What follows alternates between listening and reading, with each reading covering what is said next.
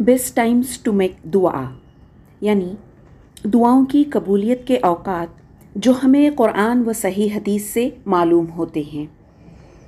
सबसे पहले तो दुआ की कबूलियत का यकीन रखना है।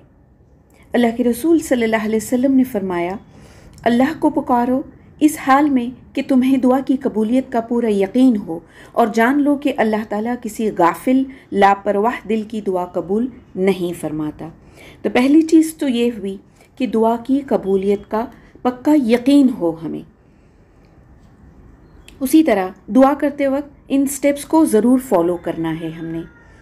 पहली चीज़, जब हम दुआ शुरू करें तो अल्लाह की हम्दो सना बयान करना है। दूसरी चीज़, अल्लाह को प्यारे नामों से पुकार कर दुआ मांगनी है।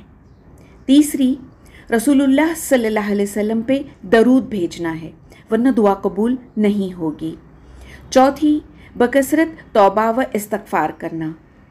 दुआ को की शुरुआत में ही ये अल्लाह सुब्हानहू तआला के सामने मानना कि बेशक मैं गुनहगार हूँ, अल्लाह तो मेरी गुनाहों को माफ़ फरमा। पांचवा, कबूलियत दुआ का यकीन रखते हुए दुआ मांगना, और फिर आपने जो दुआ मांगनी है वो आप मांगें। आज हम 5 पर्टिकुलर टाइम्स जानेंगे जब दुआ कबूल होती है, यानी 5 ऐसे औकात जब दुआ कबूल होती है। सबसे पहला, दुआ की कबूलियत का ये ख़ास वक्त अल्लाह के रसूल सल्लल्लाहु अलैहि वसल्लम ने हमको जो बताया है वो है अज़ान और अकामत के दरमियान। अल्लाह के रसूल सल्लल्लाहु अलैहि वसल्लम फरमाते हैं, अज़ान और अकामत के दरमियान दुआ रद्द नहीं की जाती। तो जैसे ही अज़ान हो जाए, अज़ान के बाद की दुआ पढ़ना, और उसके बाद जो है आपको जो भी दुआ आप चाह रहे हैं अल्लाह सुब्हानहू तआला के हुजूर में पेश करें, आप उस दुआ को ज़रूर इस वक्त में करें।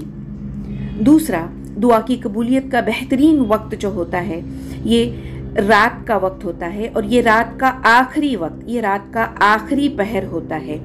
ये सुबह यानी फजर की अजान से पहले का कुछ घंटों का जो है वक्त होता है। रसूलुल्लाह सल्लल्लाहु अलैहि वसल्लम ने इरशाद फरमाया, जब रात का आखिरी वक्त आता है तो खुदावंद आलम फरमाता है कोई दुआ मांगने वाला जिसकी दुआ कबूल करूं, है कोई मांगने वाला जिसे अता करूं, है कोई मगफिरत तलब करने वाला जिसकी मगफिरत करूं, है कोई तौबा करने वाला जिसकी तौबा कबूल करूं।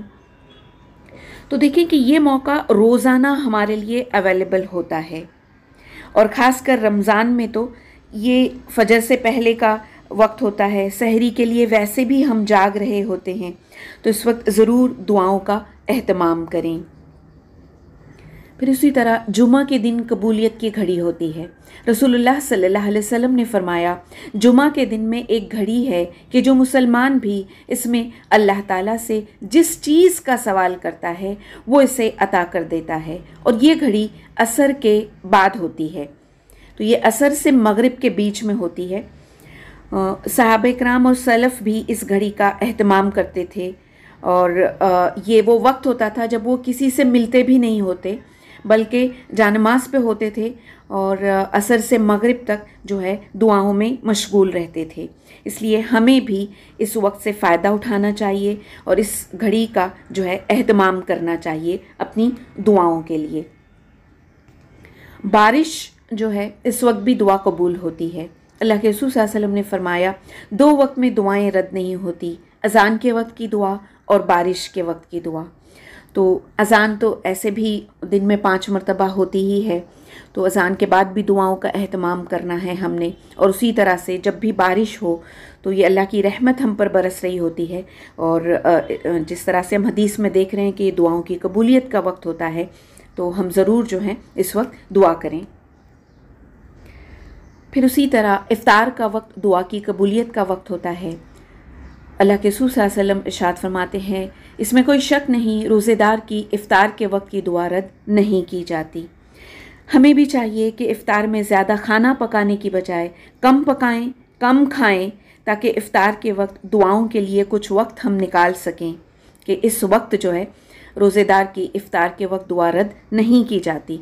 तो कुछ देर पहले ही अपनी इफ़्तारी जो भी हमने खाना है उसको रेडी कर लें, और फिर मगरिब की नमाज से पहले कुछ वक्त ज़रूर निकालें और यकसू हो कर के अल्लाह से अपनी दुआएं करें, تاکہ ہماری دعائیں جو ہیں قبول ہوں، کہ یہ دعا کی قبولیت کا وقت ہے۔ اللہ ہمیں عمل کی توفیق عطا فرمائے، آمین۔